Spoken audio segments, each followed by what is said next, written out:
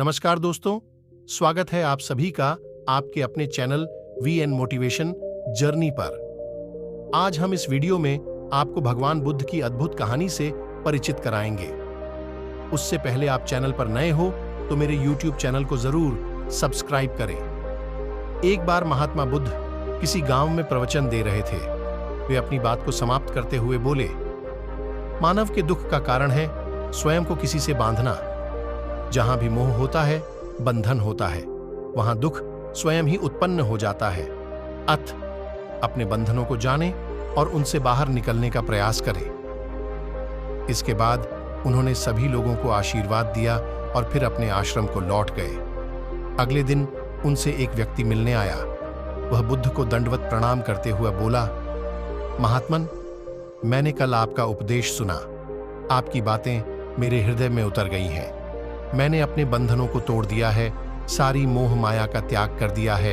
अब मैं आपकी शरण में आना चाहता हूं। उस व्यक्ति की बातें सुनकर बुद्ध मुस्कुराए और धीरे से बोले, मुझे विस्तार से बताओ वत्स, तुमने कौन कौन से बंधन तोड़े और किसका मोह त्याग दिया है?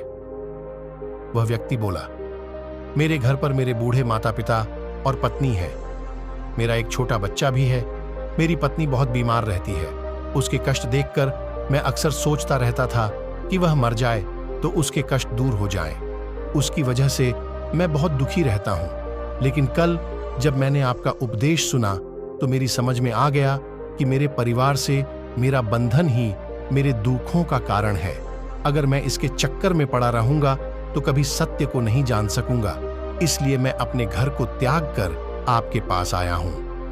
बुद्ध ने पूछा, क्या तुम सचमुच सभी बंधनों से मुक्त हो गए हो? देख लो, कहीं कोई बंधन तुम्हारे पीछे रह तो नहीं गया?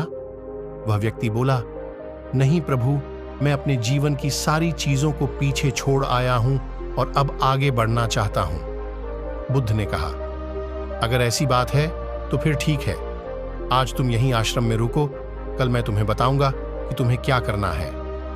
बुद्ध ने अपने एक शिष्य की ओर इशारा किया। शिष्य ने उसे आश्रम के अतिथि कक्ष में पहुंचा दिया। वह व्यक्ति उत्सुकतापूर्वक आश्रम की गतिविधियां देखता रहा।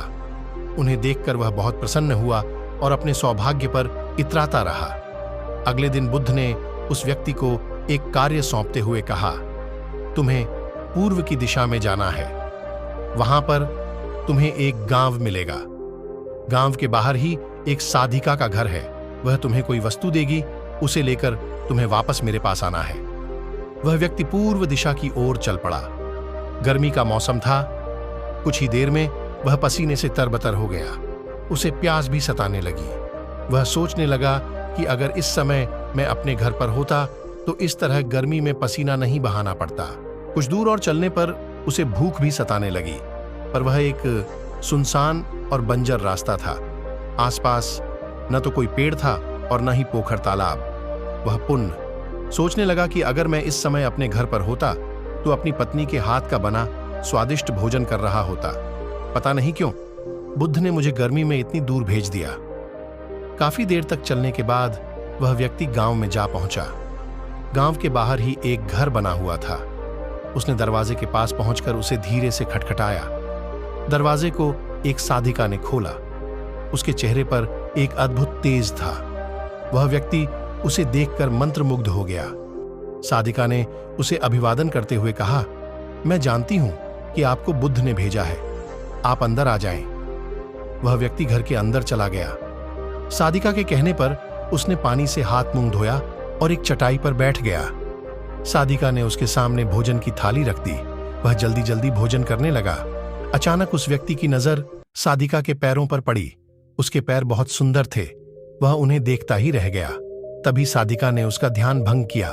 वह बोली, जिस व्यक्ति को बुद्ध के चरणों में स्थान मिल जाता है फिर उसे किसी अन्य के चरणों की आवश्यकता नहीं पड़ती।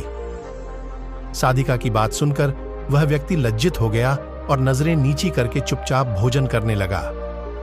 भोजन करने के बाद साधिका ने कहा, आप बहुत दूर से आए हैं, थक गए होंगे। यहीं चटाई पर लेट जाएं, मैं पंखा कर दूंगी। वह व्यक्ति बहुत थका हुआ था। वह चटाई पर लेट गया और अपनी आंखें बंद कर लीं। साधिका उसे पंखा करने लगी, पर लेटने के बाद भी उस व्यक्ति को चैन नहीं आया। उसने धीरे से अपनी पलकों को खोला और चोर नजरों से सादिका को देखने लगा। वह सोचने लगा, यह स्त्री कितनी सुंदर है, इसकी वाणी कितनी मोहक है। अगर यह मेरी पत्नी होती तो मेरा जीवन स्वर्ग बन जाता। सादिका इसके मन की बात समझ गई। वह बोली, शरीर में कुछ नहीं रखा है, यह केवल मांस, मज्जा और अस्थियों का जोड़ है। जो व्यक्ति इसके आकर्षण से मुक्त हो जाता है वही सत्य को प्राप्त कर पाता है। यह सुनकर वह व्यक्ति घबरा गया। वह चटाई से उठ बैठा और बोला, अब मुझे बुद्ध के पास जाना चाहिए। कृपया आप मुझे वह सामान दे दें जिसके लिए बुद्ध ने कहा था। सादिका ने मुस्कुराकर जवाब दिया, बुद्ध ने आपको जिस कार्य के लिए भेजा था वह पूर्ण हो चुका है। सादिका की यह बात उस व्यक्ति को समझ में नहीं आई। वह दरवाजे की ओर बढ़ चला। दरवाजे के पास पहुंचकर वह एक क्षण के लिए रुका और पलटकर बोला, क्या आप अंतर्यामी हैं? आपने मेरे मन की बातें कैसे समझ ली? वह स्त्री मुस्कुराते हुए बोली, बुद्ध की कृपा से मैं मोह, माया से ऊपर उठ चुकी हूं, इसलिए भावनाओं से निर्लिप्त हूं और किसी के चेहरे को देखकर उसके मन में उठने वाले विचारों को समझ लेती हूं। उसकी बातें सुनकर वह व्यक्ति एक बार पुनः लज्जित हुआ और सोचने लगा कि जिस स्त्री ने सच्चे मन से मेरा सत्कार किया, मैं उसके बारे में क्या क्या सोचता रहा। उसके बाद वह बुद्ध के आश्रम की ओर लौट पड़ा। आश्रम में पहुंचकर वह व्यक्ति बुद्ध के चरणों में गिर पड़ा और बोला, महात्मन, मुझे क्षमा कर दें, मैं बड़ा पापी हूं। उसकी बात सुनकर बुद्ध मुस्कुराए और बोले, मैंने तुम्हें सादिका के पास इसीलिए भेजा था ताकि तुम अपने आप को देख सको।